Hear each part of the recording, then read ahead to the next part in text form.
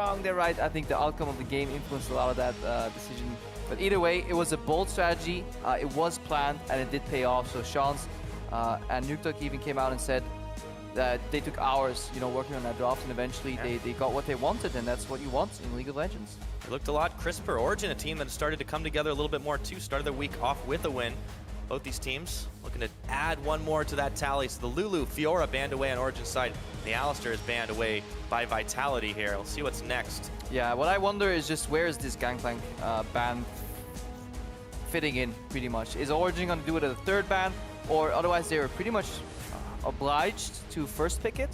Because, I mean, many players have come out and said that Nuketook is one of the better Gangplank players, if not the best in the West, and that's why Origen just now have banned it as their third ban. Yeah, but what's interesting is we see no AD carries banned away, nor the Jungle Graves AD carry choice, and of course with Cabochard you've got Lucian mixed in there as well. There's the first, it's the Kalista. With the Alistar banned away, it's still popular, but a little less powerful in conjunction. They don't want to give it up as a first pick, so probably expect the Lucian here, don't you think? Yeah, we can definitely see an early Lucian being picked up here, as you correctly predicted, because obviously once you start hitting those power picks, that leaves Corki open though on the side of Vitality. They have both supports to choose from. Allegedly, or people were thinking yesterday, why didn't they ban the Alistar? Because then only Thresh is available, because Braum was off the table too, and has some of the stronger supports. Look at the jungle, obviously we see Shook hover it right here. Nidalee has been rising in appreciation from a lot of teams, and myself included, mostly because people have taken a slightly different approach to her and just take a very farm-centric playstyle where when the enemy jungler goes for a level 3 clear into gank, you basically keep clearing. If that gank fails, you put yourself so far ahead in terms of clear speed that you'll be level 4.5 when he's about 3.2, and then you just so far ahead of the curve that you will win the duels and you take control of the enemy jungle and use vision. That's why Nidalee has been rising as a power pick. Yes, indeed. And for Shook, it should play right up his preferences. We know he does like to go a little bit ham sometimes, but as you mentioned, there's a lot of late game possibility here. The Corki's also picked up. I want to see what OG finishes their bot lane at. The Braum Lucian is a very strong thing, and it also hides the rest of their lanes for now. Yeah, and it gives you protection against that poke. We are already seeing a double poke / siege composition, or anything that groups up very well. Braum plays well into that, because you can deny wave clear if you get sieged upon. You can deny poke on your AD carry with the shield. If you look at Vitality right now, I like the choice for Nidalee on Shook, because Nidalee is a really good shadowing jungler. She can kind of find the enemy jungler and then 1v1 and keep him busy, and that can enable later on Cabochard, who may get the last pick here on Vitality's purple side, especially if you see Power of Evil locking that Ahri, then it's very easy for Vitality. Pick Nuketook's pick right now, wait for Cabochard for the last rotation, and then suddenly Vitality have a really easy draft. Very bold choice for Power of Evil, the very quick second rotation pickup of his mid lane. And Ahri, a champion that he's only played twice now. Yesterday was his arguably best assassin performance since IEM San Jose. Yeah. And I mean, that speaks to confidence, but it's too much. It makes you wonder why, because right now there's a possibility. Is that already locked in? Okay, yeah, it's a bar. I think we can throw the possibilities out the window though, because we've seen the Zillion come out. But there was a potential LeBlanc kind of pick, then forced the AD carry Corki. But seems like Vitality have different things planned here with mid lane Zillion and the Instalag Bard. Oh yes, indeed. A lot of damage we've been seeing off that Zillion. The Storm Raider Surge being very popular on it. So the way bombs for days. Yeah, the way you work with Zillion is obviously make maximum usage of the double bomb mechanic, which means your build really wants to have a lot of CDR in it. We saw some buffs to CDR items on the 6.2 unit at Deans. Morel and Omicron have been improved, a lot more cost efficient right now. So definitely able to be picked up there. And overall, you have the revive if Origen do go for that single target burst with Ahri and Lucian. Yeah, it makes sense somewhat. I did want to see, however, though, how well Kasing performs on the Bard, because it's a very complex champion in terms of how to play it against different compositions, and it's not that easy to play against these hyper-mobile champions like Ahri, like Lucian with a dash and an additional flash. Not to mention you've got the Malphite causing all kinds of problems. We have seen how powerful just a single unstoppable force can be, and it looks like Amazing has locked in as well. What is...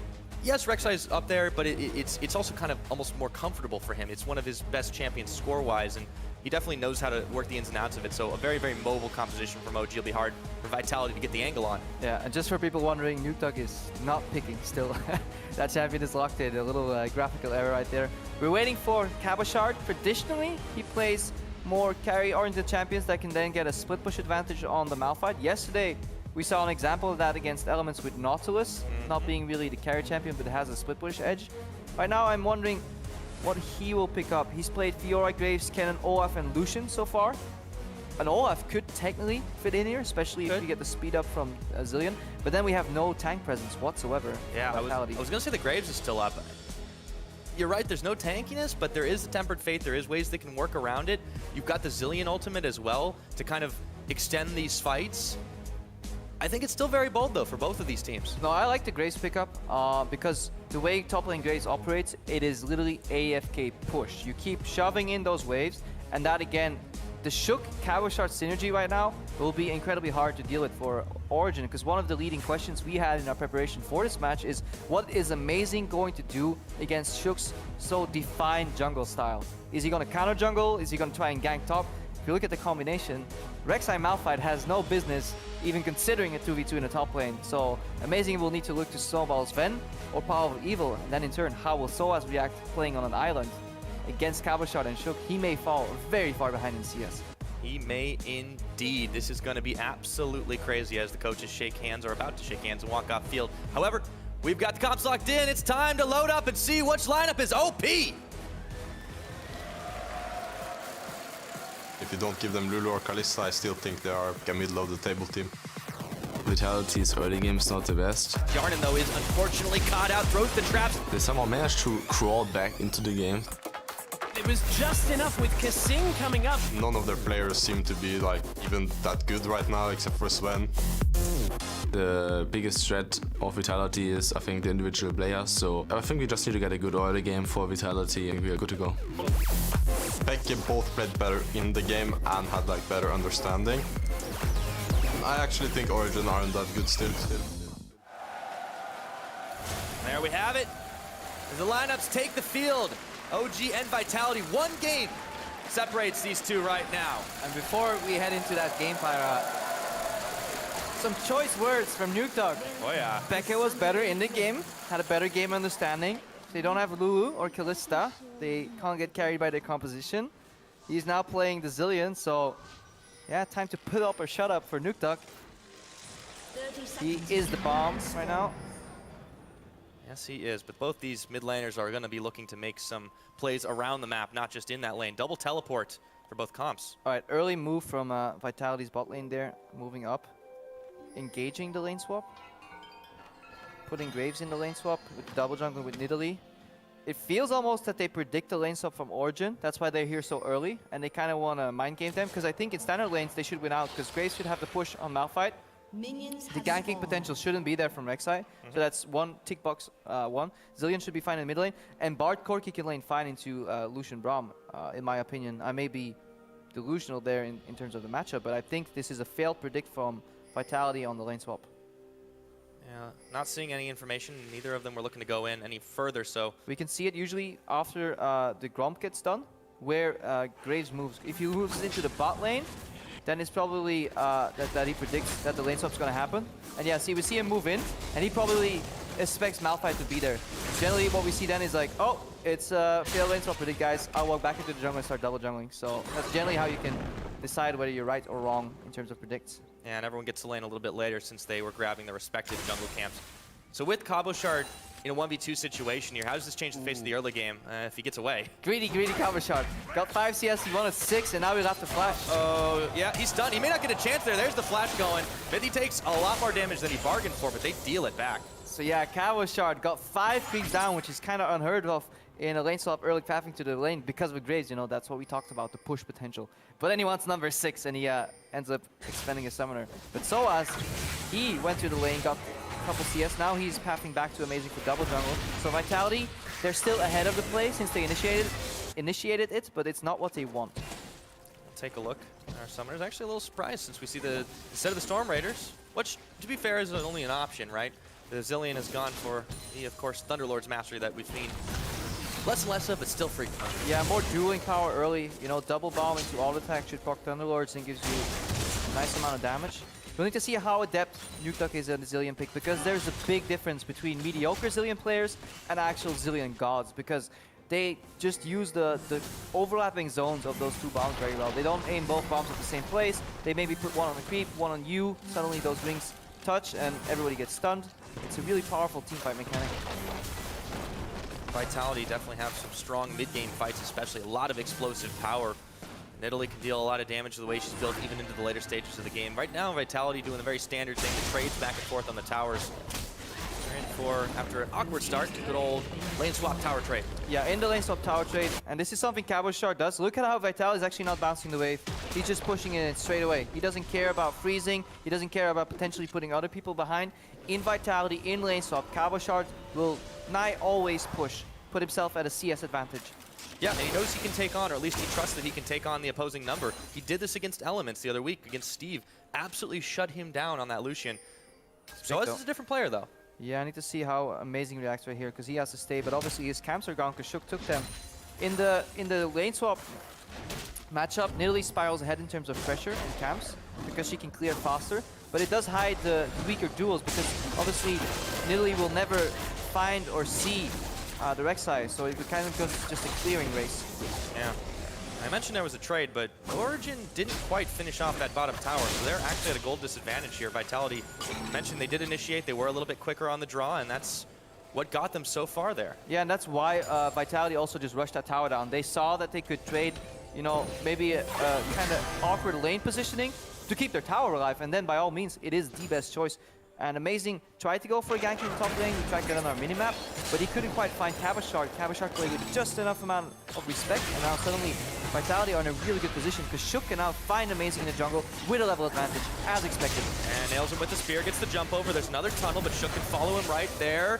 He's got to get under tower and get safe within the minion range, so he's out, but he took a lot of damage there, and now his jungling will be interrupted. Yeah, and look at Vitality. They just understand this early game so well. I was a little perplexed as to why, you know, why not bounce that wave and then push it back out. It's tempo, literally getting ahead of the play, forcing Origen to react in very predictable patterns. We know that Shook took the left side of the jungle. We know that Amazing was there on vision. What's Amazing gonna do? Right side. Shook clears his jungle quicker, still has time to move over and duel Amazing. In essence, shadowing now Kasing and Hyanon, who can then start sieging on the bot lane tower. Meanwhile, all this action, everybody revealed. Yeah, then in the top lane, Cabochard can play the push game against Soaz. So aggressive in all of these lanes right now. You can see Yarnan's going to have to push back for just a second, but still he's got all those healing shrines available to him. Vitality, for having one tower, they're pushed so far forward without any danger to themselves. It's actually incredible. Yeah, and right now we should see pings come out on Amazing, because he just passed a ward there on the minimap. You could see Cabochard immediately backs off. We're praising Vitality right now, but they need to force something more, though. If they don't really find another tower go down or make another pick, then Soaz will hit critical mass at level 6. He can teleport in and do a lot more than the Graves with that targeted CC. And that's why Vitality looks to be setting up a dive here. Maybe teleport from Cabo. There's a teleport from Cabo coming in on that warded rush. They don't know it's coming until right about now, but that is going to be Soaz coming level in. 5. Level 5 does not have his ult. Sven and Mythi are going to have to crazy outplay this, but that was enough to deter the action from Vitality. Yeah, because if you look at the top lane right now, the minions right there, it's an empty lane, but it's going to push back. It's going to bounce towards Vitality. So if you trade teleports evenly, and you can back off, and everything goes back to even steady waves, suddenly a big wave will mass up in the top lane. So Origen only have one choice. Use that wave for pressure, see if they can force something somewhere else on the map. Vitality, they just lean back, go back into their jungle. Shook starts clearing again, and Cabo, he passed up to later pick up that juicy, juicy farm. Cabo continuing to get that pressure on. He's actually a little bit behind in farm compared to Soaz, but that's because of the early teleport and the fact that he had to back off due to Amazing coming up. It's really not all that significant to start things off, but that 800 gold has really made a big difference since Vitality's been able to keep the pressure on this bottom side for so long.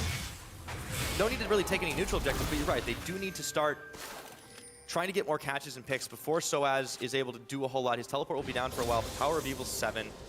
Curious to see how they continue to push this aggression. I mean, the numbers say that he's behind, but that's without calculating just right here. You know, we have about 10, maybe 12 range creeps and a couple of melees and a cannon. True. Once he just presses Q a couple of times, that wave will evaporate and Cabochard will have a CS lead again. And right now, it wasn't Shook near him that made it happen, but it was Shook revealing the enemy jungler and Origen unable to really challenge him. They're still hanging on though. Origen kept this 1k gold lead the same from 7 to 8, 8 to 9. Right now 11 to 12. So Vitality will need to see if they can chip away at these towers a little more and find an opening. for this Vitality team. Has looked very crisp in most of their games, more of them so than Origen, but Origen yesterday playing an incredibly controlled style, one that we actually considered to be more endemic of this Vitality squad, just the slow burn. And Vitality themselves were a lot quicker on the draw, 32 minutes to beat G2 Esports. Yeah, Vitality came out swinging. I mean, G2 did help them with that poor engage in the mid game, but Vitality was playing a later game-oriented competition too, so they didn't really mind. And yeah, Origen yesterday definitely played slow and secure. One could argue almost too slow. Haven't really talked about this mid lane matchup too much.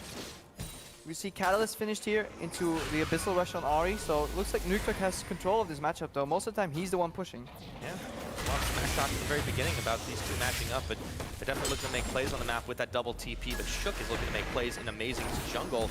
Slows down that blue buff take. And I wonder what Nuktuk will be going for. As we see the epic duel of wards here. Is Nuktuk going Rod of Ages into the Athenes on Holy Grail? Or Rod of Ages into a tier perhaps? Stack up that Archangels. Very late build. Seen. Yeah, look at how Nidalee is using the enemy jungler and claiming it as her own, while leaving camps up to always retreat to. That is the playstyle you want on Nidalee jungler. You want to get a farm advantage, then out-level your opponent, then duel him. That's what we see happening right here. Amazing is still desperately looking for a gank, but he's constantly being revealed in the early stages of the setup, which means he can't force anything, and so as he's Malphite, so a very predictable engage. Malphite will walk up as he wants to engage. Cabochard has dash and flash. It's becoming very hard for Origen to, react to what Vitality's doing to them in the early game. Yeah, we talked about early on, Amazing was the one who needed to be doing the counter jungling to be able to get early pressure and prevent Vitality from doing their aggressive moves. But it's Shook who's been causing all that pressure, and as a result, Amazing can't move without his own jungle without being spotted. Rift Herald down, completely free. There's no way Origen can really get here to contest it. They'd be spotted a mile off. And they're not really getting any counter pressure. Power of Evil was backed, still clear duty for Soaz. Vitality are very much controlling the tempo of this early game. And a signature move right here, the relatively late Rift Herald for Vitality's sake, an early one for everybody else. It just further enhances the strategy that they're using right here. Just makes the Graves push a little better. He can also hold waves a little easier if Origen decides to group. Kjarnan is still looking towards his first power spike. I mean, Corki does get outscaled by Lucian, obviously, later on. But up to the Drive Force, that's the strong point where Corki actually wins. So, Vitality, strong early game. Talked to Shans a little bit before the match. He said, in his typical French accent, which I will not attempt to reproduce here, but he said basically 20-minute game. Hang on, Amazing. Yeah, it might be a little quicker than that for just a minute. They immediately take the magical journey, and the TP is canceled from Soaz, so they can breathe a sigh of relief there. But back to Shans. Yeah, Sean said pretty much you can go make a coffee at the start of the game, and it'll still be hot by the time we're finished. So, some bold moves. As we saw that engage there, something cool you can do with Bard is actually overextend for a river pick, because you actually have an additional escape path using the portal always, and nobody can follow. You never chase into a magical journey. That's rule number one. Yeah, I trust your judgment on that for sure.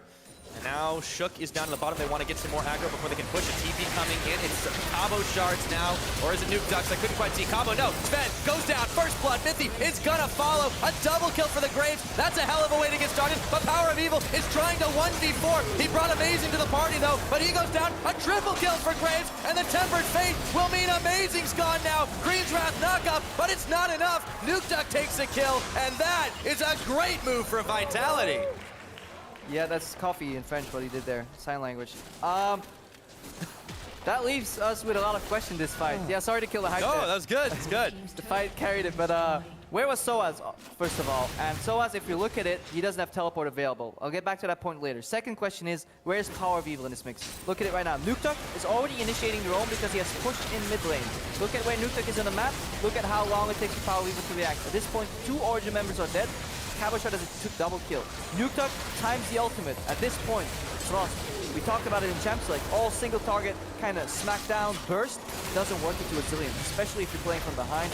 Soaz had to use the teleport, likely, to defend top lane because he was under Rift Herald pressure, or he was under pressure from the Graves push continuously.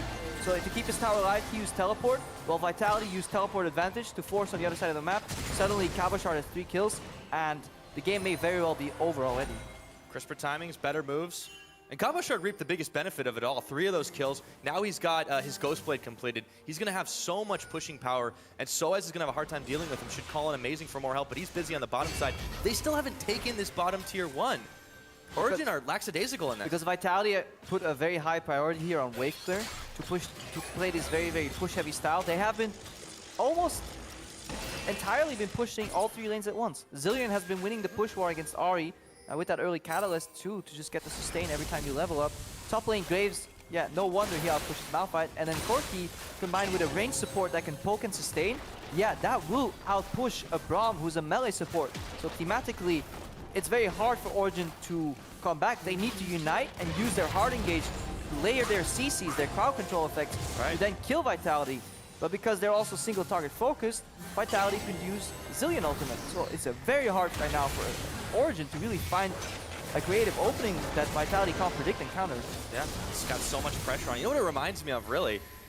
SK Gaming from the spring split were able to easily push lanes 1-3-1 quite to their heart's content. They relied very well. I mean, this is textbook like that. SK Gaming spring split, triple push, and their jungle would invade the enemy jungle. That was Svensken. You know what? One of his favorite champions, even when she wasn't in the meta, that was Nidalee. Again, this style has been played before, but Vitality have recognized when to use it and are using it to great effect. There's one difference, though, one key difference between spring split, SK Gaming, and Vitality today: the warding. Yeah. Svensken was never known until it became a little bit more apparent towards the end of summer how important wards were. And Vitality have been using so many solid deep wards and covering their own edges as well. Kabushard is in a little bit of trouble there, but he's got some backup from Shook. I mean, Tracker's Knife does help with that. Very true. And The game has definitely changed a bit. No more obligatory Sightstone buy either on the jungler, so the warding patterns have been kind of gone on easy mode. Don't have to beg people in dynamic queue anymore to buy wards. No. Except pink ones. Yeah, buy Vision Wards, guys. Buy your vision wards. Speaking about Vision Wards, great topic, by the way. Only 2 so far from Vitality, 1 in the inventory of Shook. Something that Coach Sean's can still work on. Goes Farm Alarm for Amazing. He hasn't been able to set up a flank this game onto Vitality. Rift Herald had been procced for just a second, but they're not going to try and take it right now. Way too many Origin members in the area. And if you look at the build, Soaz went Gauntlet first, which means he's going for a fight approach. The general build on these tank split pushes is Gauntlet and Sunfire. Yeah. Usually you go Sunfire first to get the split push component in your build, and then you go for the dueling component, which is the Gauntlet. But Soaz rushed the Gauntlet. Indicative of Origin willing to just force a fight somewhere, because they know they can't win the split push race. Oh, they let it that is annoying. They let it regenerate that one. So in all seriousness, they're just buying time. Vitality are trying to go towards the bottom side, get more coverage. Yeah, good Tempered Fate here, reveals 2 people, reveals the Rift Herald, then goes on the other side of the map for Deep Vision. Look at that, those 2 wards that they just placed. It's the perfect Deep Vision to enable who? Kabushard on the split push. Like, I know it gets old, but it's really nice that Vitality have identified their win conditions and they're just playing towards it, and Origin playing a relatively low wave clear draft yet again and getting punished for it. This is similar to something they did in the earlier weeks, week 2 I believe, when they picked like the Kassadin Rise. Yep. And yeah, they were like, yeah, if we get to a mid-game team fight, we will crush them. Well, the meta right now doesn't allow that. It's turret-centric. It is wave clear, at least push-centric, and Origin's composition lacks a little bit in that regard. Very true. Vitality taking advantage of it. If it ain't broke, don't fix it. That is their motto. Power of Evil and Amazing are trying to hang on to this turret, but there are 4 Vitality members there, and they're going to take a beating. Origin are, rather. If they try to keep defending this one, you see Kabushard still pushing in on the bottom side. No pressure on the top, but the wave's already pushed. Sven's had to react to it. Complete control here. I mean, scale up. The game is textbook right now. If OG don't find a flank, it is pretty much over, because if they engage from the front door, Zilean will revive whoever gets hit, and you're trying to engage on quadruple poke. Bard, Zilean, Nidalee, and Corki, and if Graves is there, penta poke. Yeah. So you kind of need to flank, but there's no deep vision because there's no pressure, so it's an impossible situation. This is how you try to play that poke comp. We talked about how they don't have tanks as Soaz tries to duke it out with Kabushard, but the shotgun is mightier than the mech. And the spear forces the flash, and Cabo! 4 kills in the pocket, ain't no thing. Amazing's there to defend, but Shook and Cabo keep on poking. For a few more moments at the very least. Take a look, it's mid lane as well, still pressure there. It's Sven who's been able to push it up to the top side. Amazing, steps too far forward. Shook wants this one, gets the heal on, throws the spear, doesn't connect. Cabo had to back away, taking tower shots. There's the Tempered Fate to stop that. That's how you rack it. Yeah, that's really, really good use twice now from Kasing with the Tempered Fate. Not going for the risky play where you don't have max range hit it on somebody. Nuketox a little overextended here. Yeah, he uses his own He ultimate, jukes right? by not moving. Okay. Classic. Sloppy play on both ends there, to be honest. But Nuketox survives, which is the important part, and he's there for wave clear. But looking at the bottom lane, you can see that Origen just... I can't even say that they're not on the same page. I just think they know what they need to do, which is group a layered CC engage, but it's just, it won't happen. Vitality is simply not allowing it. And with this gold lead, OG will not find an opening unless they sneak in a D-port somewhere. Let's watch this again. Kabashard starting to duel with Soaz. At all times, does he know that he wins? Soaz's ultimate's still available, but he knows he just doesn't have damage to commit. Can't shoot back into the spear. Simple finish. Then they dive Shook and they use the Tempered Fate here to immobilize the turret. Also resets the stacking mechanism. So the next shot that comes out, I believe, is a very weak one again. So it's just really good use. Look where Sing is. And he can influence the bottom lane with the Tempered Fate that he casts right now. Now it's flying. And it's going to land anytime soon. Really solid. Shook managing to pick that kill up as well. So Vitality, another tower knocked down, this time in the middle. They were finally pecking away and got it. Sub 20 minutes into this game. The gold lead is 7,000. 5 towers to 1. They have that one dragon. They should easily be able to pick up another one. They've used the Rift Herald to great effect. What is this team doing wrong other than minor mistakes? I mean, they've not made a single, like, mentionable mistake. They went for a dive in the bottom lane. They respected the counter TP. They went back to the lanes because the TP, even if they traded it, it forced a favorable minion wave situation in the top lane. Kabashard soaked it. They pressured it. With that pressure, they secured an easy, safe Rift Herald. With that Rift Herald, they pushed top lane in again, but harder, better, faster, stronger. And then Soaz was forced to use his teleport. Then they used that teleport advantage to force a play in the bottom lane, and then the game was pretty much over. Yeah, so it is definitely looking rough for Origen. You know, we heard that they were saying, hey, you know, the things are just starting to click. We're just starting to get it together. But there seemed to be some hubris there. That quick lock-in of the Ahri, it's not the only reason they're doing poorly here, but clearly they aren't able to execute against Vitality, who have covered their bases. Played a complicated composition, but they've done it well. Now, VIT is a little bit caught. One bomb connects, the other doesn't. But all of a sudden, just like a swarm of flies, Vitality are all on him, and he has to stand behind Sven. Yeah, didn't quite catch Smithy there, but it's a bit annoying, though, to play against champions that you don't see that often, like a Bard, like a Zillion, because they just change your play patterns and they change what's supposed to work. Like, if you play against a heavy poke siege comp and you have elements of backside flash knock up into Malphite, into Ahri, Charm Flash with Bomb Peel, you can force a fight. The problem is you commit on one target and you expect to then have less abilities available but win the fight because you're 4v5. That entire mental check mark, or call it what you will, plan strategy, that flies out of the window against a Zillion. Yeah. Because he completely just resets the fight. You just use all your abilities, the guy comes up again, he uses his ultimate, and you will lose. Not to mention, Vitality have never given them a chance to flank because they've been keeping the control of the map. The closest thing Origen could do right here is try to bait closer to the Baron and then get a TP out behind it. But Vitality never take unnecessary risk, we've seen. Like, very, very rarely do they really go for these all-ins that if they lose, they fall behind. They're playing very methodically in most of their games, and you can see that despite the heavy pressure, despite all of this, what appears to be unbridled aggression, they're still controlling the pace of the game. Yeah, definitely no Baron possible for Origen, because the opportunity cost of that play will just be the fact that they will lose likely an inhib tower in the bottom lane. As for Vitality, the one critique a couple of people have had, including myself, is that the early game, mid game is crisp, but they lack some closing potential. So we need to just start, instead of talk about, you know, how Vitality's ahead, they're going to win this game, let's shift the discussion to how efficiently can they close right now? You know, how clean can they make it? Can they avoid dying? Because in essence, with this composition, they should. How quickly will the remaining tower in the mid lane fall? How quickly will they shift towards a Baron bait, which they need. A full composition like this needs a Baron buff to essentially make themselves stronger. But full compositions aren't notoriously bad at taking Baron, especially if they don't have a tank. Right. So now it gets a little bit tricky. This is where they can actually throw the game. Yeah. I have a feeling they'll probably try to build themselves up an insurmountable lead before they even start looking at it, but that will be the end game plan. For Vitality, though, yes, they have not had the fastest games on record, but when they do win, they do tend to do it in a fairly timely fashion. I mean, 32-minute average is pretty much exactly what they hit yesterday against G2 in their wins. When they lose, it is slow and painful. I mean, it's good, right? You want to lose slow and you want to win quick. Yeah.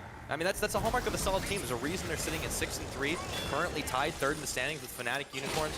Origen want to win to break into that pile, but at the moment, they're sitting on the outer edge of playoff. I feel like even though they're tied with Fnatic in the standings, 6-3, that they're a better team. They seem to be at least a level up there. They definitely looked a little bit more impressive from the get-go. There were a couple of stumbling blocks, but you know they have managed to turn it all around and start this week off with a win. Of course, then you know a very impressive one over G2 Esports. That they can do it again against Origen, despite Origen having a rough start in and of themselves. It continues that statement. Yes, we are a super team here in Europe. Yes, we are a very powerful force, and all those guys at the top of the table have to watch out for us. They are abusing a similar trait here, though, that they did against G2, is the fact that the top laner is stuck on a tank versus a Cabochard Shook duo, which is really good at putting pressure and then exploiting that pressure. And tanks generally can't outpush some of these champions that Cabo plays, like the Aura, like the Graves, these high pressure champions, and then you're forced into almost, a hard engage. And then yesterday against G2, they forced a hard engage too. It failed on the side of G2, and then suddenly Vitality capitalized. Playing the exact same style right now, controlled with vision. Baron is completely de-warded except for one, has to be a blue ward almost, in the Baron pit. It's actually a green one that's about to fade. At that point, Baron vision will be gone, and then it becomes a lot trickier for Origen. Taking it all away. Shook with that red buff there. So we've talked about how Origen can get back in, but it's so reliant on Vitality mistakes. The Baron throw, leaving a lapse in vision. What proactively can Origen do realistically here to force those errors and try to come in with a big combination starting with Soaz? Cross map deep vision, force them to shift back to the other side where you just deep visioned, and then force a fight. The problem is Vitality is very mindful of where wards could be. So instead of that, let's just take a look at the builds. You were wondering what is Nuka going to be. It is actually the Rod of Ages into the Royal Omicron with CDR boots. It's definitely what you want. You want to max out CDR if you can on Zillion, because you definitely want as many double bomb combos as you can, because it's such an annoying mechanic to play against.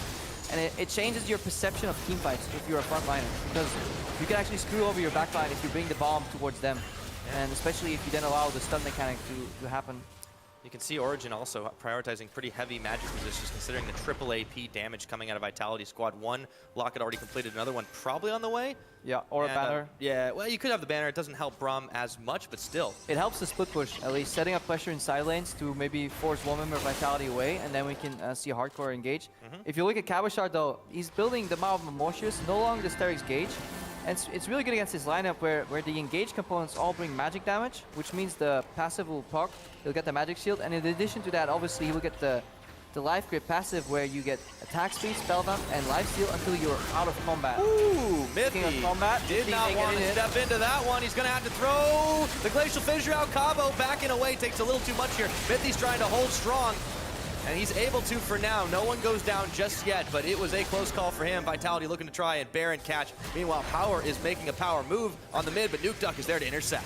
Yeah, this is what Origen needs to do. Bait the engage and hope that it fails by Vitality. Swappy engage, Temper's Fate did not connect anywhere. There was no double bomb. Other than that, there's no hard CC on Vitality. And then Origen can cross map. But sadly for them, the tower doesn't fall in the mid lane.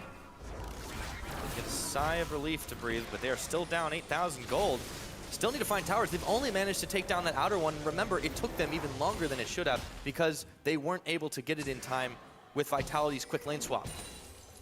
Yeah, Origen right now, they have one tower. That's it right now. They're stuck. And that's a tower that started in the lane swap phase, so it's a worrying. Don't say it. Don't say it. That's it. It's okay. A worrying situation. There we go. You saved it. Whew. Worrying habit. Yes, definitely a worrying habit for sure.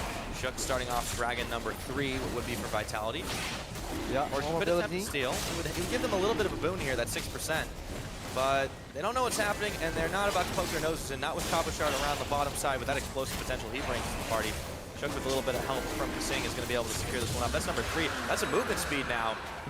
I'm a little disappointed though in Vitality in their closing. Only one sweeper, which means if they get one ward snuck in, they need to wait the full cooldown.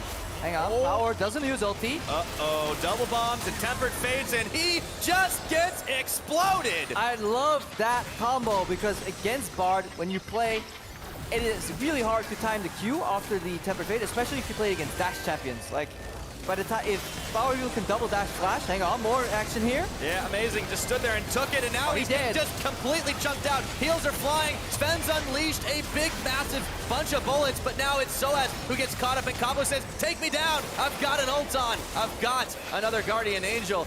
And Shook is going to have to back away. That is a 2 for none, though. Vitality just flexing their muscles. Yeah, that doesn't matter. Back to that play. Temper Fate into double bomb because you can never be quicker in your action than actual game mechanics. The second you come out, the millisecond you come out, the frame you come out of that Tempered Fate, you will just get instant double stuns because you pick up both bombs at once. Sing here, under siege. Desperation attempt to stop this one. Sven and Mithy were stunned up. They've got to flash and move away because Sing has gone over the walls. The Baron has been deprioritized. Mithy's gone down. Shook gets the kill credit for that one, and he's got the Zillion ult on to keep himself alive. Power and amazing dashing in and back to try and save the life, but Cabo Shard will pick him up. It's only going to be Sven. He's out of the fight, and Amazing is on the run here. This could be a 4-4-0 all said and done. The bombs are flying. He's got nowhere to go. Yarden gets the credit. Soaz is back up, but it's only 2 members. They can go right back to the Baron. Yeah, these zoning bombs and Nukta cutting out every single escape path, forcing Power Evil to flash in aggressively on top of the Graves, and then obviously dying, just leaving no room for counterplay. Vitality, playing like clockwork. Like clockwork indeed. They take Baron off of that one. We'll see if their endgame comes in, but let's see how it all starts. I mean, Power Evil, you have to flash here. You can't disrespect that bar opening. It's so simple, because you will get double bombed, and because you just picked him up immediately, you can't actually flash out. If there's a Bard queue, you are kind of victim to how good the Bard is, and if he has a little 0.10, 0.20 mistiming on the Bard queue, you will get out, you'll be able to flash at least. So as we engage here, look at the Zillion ulti too. It's what we described earlier. The hard engage is so telegraphed that unless Zillion gets hit himself, he will be able to ulti, bring up whoever gets hit. And here we go. We have a fancy new graphic as Sven goes down and Mithy. This is our wonderful new way to track the Baron power play in real time. Still on 5 members, as you can see. Just shy of 2,000 gold up. Now it's gone to that. Still taken away for 2 minutes. Alright, so because the game is pretty kind of snowballing out of control, let's call it that way, we can just introduce that graphic real quick. Top left of your corner, Baron power play. The red team currently has Baron. It counts down from 3 minutes down to 0, and we track up the change in gold differential. So how much more gold you get because you get the Baron. It starts at 1,500 gold. And then, of course, if you kill towers, you get more. If you get kills, you get more. If you die, you obviously get less because the enemy team gets gold. There is an additional timer. Hang on. Kjarnan, let me speak. Don't fight, guys. We're introducing Baron power play. Okay, the last bit before they kind of ace the enemy. Go for it. The timer in the top right is if somebody has Runic Affinity and extends that Baron buff for a couple of seconds more. Luckily, they did not fight. That is the Baron power play. And there we have it. So, while all that was going on, we have 2 inhibitors taken down. 1 in the mid, 1 in the bottom, as Vitality just continue to decimate Origen's base. So few things they can do here. That gold lead, about 14,000. You can see it was extended by 4 with the Baron so far. They're making great use of that, and they're using their poke comp, they're using their superior vision. Vitality are running a clinic on Origen this game. Yeah, these type of compositions leave generally the opposing team with a very predictable answer. That is very risky. It is hard engage. You gotta nail it. Shook here is the bomb, has to retreat. Origen looking around the side to defuse the situation, but it's really tough against Baron. Oh, there's Soaz coming in, looks for Shook, but there's the Zillion ult. Bombs are flying even further. It is just getting ridiculous right now. Going in back on Shook. Again, really clutch Zillion ultimate. They're from Nuke. Mithy forced to flash and not get double bound. Kasing eats the charm. Tower goes down though. 3rd inhibitor looking to go down. Yeah, it's too much damage. There's too many strong members on Vitality. Origen are running out of space. They're backed against the cliff. Cabo has got to back out, and he's able to do it. The Mon Malmorty is coming in handy there. The rest of Origen are starting to look quite battered and bruised. Amazing dashing out, and Power of Evil dashing back as well. Teleport is on the last turret, but it will fall. Super Minions coming in. This is it. Vitality 32 minutes and 15 seconds.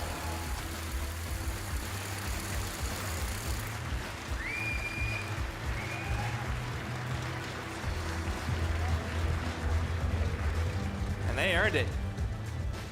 Enjoy a nice little group hug all around, but they pretty much hit their average, hit their par, and guess what?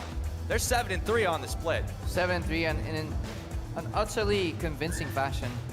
And we often say, who wins a champ select? And many people say you can't win a game in champ select, but you can at least put yourself in a position where it becomes very hard for the opposing team to do anything if you get a lead, and that's what Vitality did with this composition. Origen in the entire game got 1 kill and 1 tower. That was it. Yeah, really, really rough game for them. But for Vitality, just every role played fantastically. They outclassed this Origen squad. You can see those big smiles. Sean's, well, he talked a little bit of smack, but he backed it up, and his team had him backed up 100% of the way. Vitality ends their week on a 2-0. Yeah, and that Zillion pick, we were all expecting the LeBlanc counter pick because that's usually what we see. In this draft, if it went expectedly, we would have seen the early Ari come out, the counter pick LeBlanc, a forced top laner from Soaz, and then a counter pick from Kabashard, and then they would duke it out, see if Shook can camp, but they surprised us all by copying the Zillion. Went for the Thunderlords for the early dueling, did not care about having more power and speed in these late game team fights with the Storm Raider Surge.